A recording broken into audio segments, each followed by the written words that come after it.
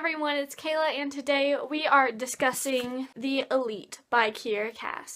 This is the second book in the selection series, so I can't really give you much about it, but if you want to see my intro to the first book, The Selection, I'll link it down below. So yeah, that's all I can really say, but if you haven't read this book, I would leave now so you don't get spoiled. Bye! Okay, let's get down to business. So, I was really mad at America throughout this entire book. She was just getting on my nerves. I thought she was being very rash and super annoying with how she kept going back to Aspen, getting mad at Maxon for dating other girls, which is part of the job and part of the description of the selection, but she is sneaking off illegally with her boyfriend and making out with him and then being mad at Maxon, which makes no sense. That really got on my nerves. And also, did they not say that they had reinstalled the cameras in this book, and that's how they knew from the alarms that they got the cameras fixed from when the rebels destroyed them? They would just be on the outside of the castle. There are cameras everywhere, I feel like. And I also feel like maybe Aspen might know where the cameras are, so he's putting them in a location where they won't get caught. But I really think that they're towing the line and they need to stop. Even if he truly didn't think she would be a good princess, I think that he could have encouraged her to do better instead of saying no, you're really not cut out for it. And he's totally just saying that. I think he likes to make her feel super secure in him and then sort of tear her down too, to where she doesn't feel secure with anyone else but him. And that's really rude. I don't understand why she still likes him.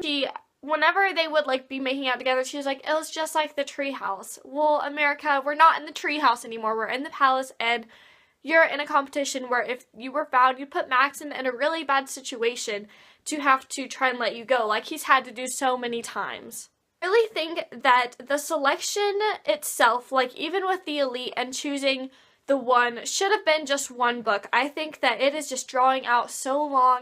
I understand that we have all these different phases we have to go to, and we've got to introduce the Italians who are going to help America. We've got to do this Halloween thing where I'm sure the king was wondering how they even knew about Halloween. I think it's just drawn out way too long. I honestly read this book in a day. Each of the books so far has taken me no time at all to read them because they're so short, and they really could just be condensed into one book for the selection, and then we could get on with this rebel crap and we could get on with her ruling as queen. Another thing in this book that I kind of was a little annoyed by was the fact that America thought that she would go out with a bang, because instead of asking Maxon what's going on, she just assumes she's going to be kicked out every other week.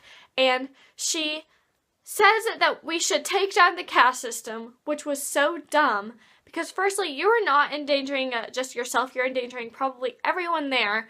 I'm surprised that the king didn't lash out and was like, okay, these girls gotta go, they can't know about this, we need to just start a new selection and say this one didn't work out or something. And also, Maxon had asked her to promise that she wouldn't tell anyone about the books. Firstly, she told her dad about them, which I thought was fine because he's her dad, and I think that maybe it helped her leave some of the secret. But then to do it on television and to show in front of the king and queen that she has these books that are forbidden is just so dumb. And she's risking Maxon's life, and then he actually loves her, and she's putting him in a position where he literally has to send her home now.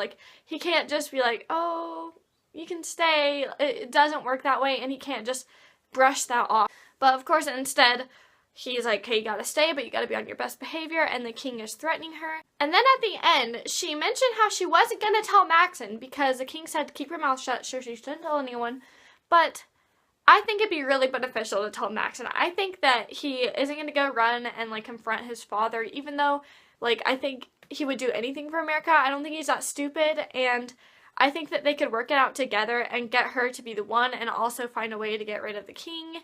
And I know that Maxon doesn't want his dad to die because he's he's still my father, but the king's gotta go. I am hoping that maybe the rebels assassinate him. Girl, I do think that the rebels like America, especially when that one curtsied to her when they were carrying the books. I think that they like, especially how she said that we should like take down the caste system, and I think that they're going to reach out to her and say like, hey, if we can get the king out of here, like, you need to be queen. And I think that's what's going to happen in the next book. I always fall in love with America's maids. They're so sweet, and I love how with Lucy, she was like, you have to do this for me. Like, you're the only one I can trust because Lucy's been through so much, and I just love their relationship. They're all so sweet with each other. So that bomb dropped that the king whips Maxon, and that just really got me mad. It was just really heartbreaking to see that, but he doesn't even like try to heal himself. He doesn't even do medicine because he's trying to like power through it. And it may be his pride, but at the same time, it's really like brave of him and really strong of him. As I got to the end of this book and we were with America and how she was going to fight and like go out with a big bang and everything, it really reminded me of Catching Fire when Katniss has on Mockingjay and then she's like choo at the little force field with her arrow and like no going back now, and that's what we are. And the king reminds me a lot of Snow, how he's like, you better watch yourself, girl, because I'm coming for you. The part when we found Maxon with Celeste, I was really like perturbed by it.